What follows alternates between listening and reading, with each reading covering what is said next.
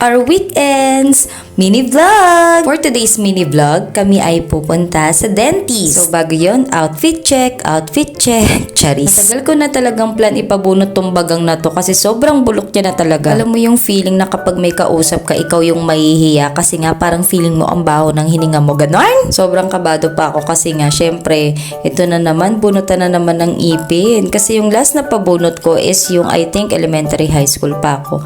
Doon yun sa abot kamay na sinalihan namin kung saan may mga sponsor kaming mga bata. Yun ay program kung saan may graduation din dahil hindi naman siya panghabang buhay. So, natigil yung pagbibigay sa akin ng sponsor ko noon that time nung 18 years old ako. And then yung bunso naming kapatid na 21 years old. Finally, nakarating na rin kami dito sa unang clinic na pinuntahan namin. Bago ko paupuin, pinagsuot muna akong disposable footwear plastic at disposable head cap. So, since medyo kabado tayo, ayun, mali na yung pagsuot ko ng disposable footwear plastic. That time, hindi talaga ako nabunutan dahil nga kasi wala pang tulog at bagang yung bubunutin. At sabi ni Doc, mahirap daw bunutin kapag walang tulog kasi nga maraming dugo ang mawawala.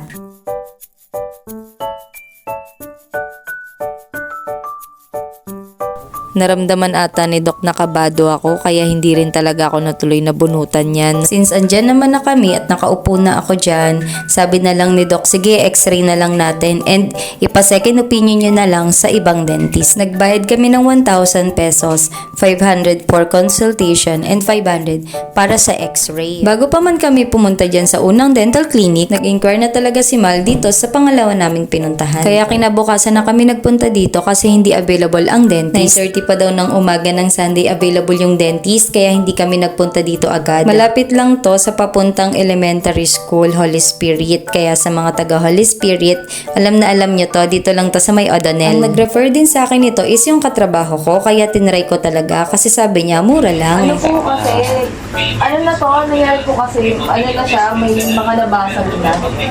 Pero maliliit lang, bulok na po kasi siya pero di na siya sumasakit. Parang nag-alangan din sila anuhin kasi nga, puyat din po ako nun kahapon. Baka daw po maraming dugo ano. Opo, nakatulog naman po ako.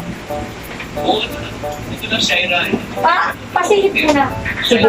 Ay, sige po. Diyan. Ay. Ay ka lang. Ha? Bilis lang, di ba? Basta bumili yung bulak. May bulak dun sa bahay. Meron ba? Andiyan pa yung bulak mo? Okay lang. Sige. Natanggal ba? Ah.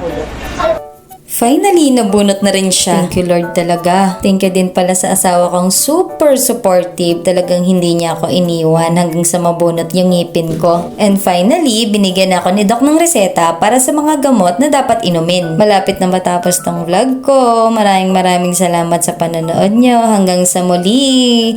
Bye!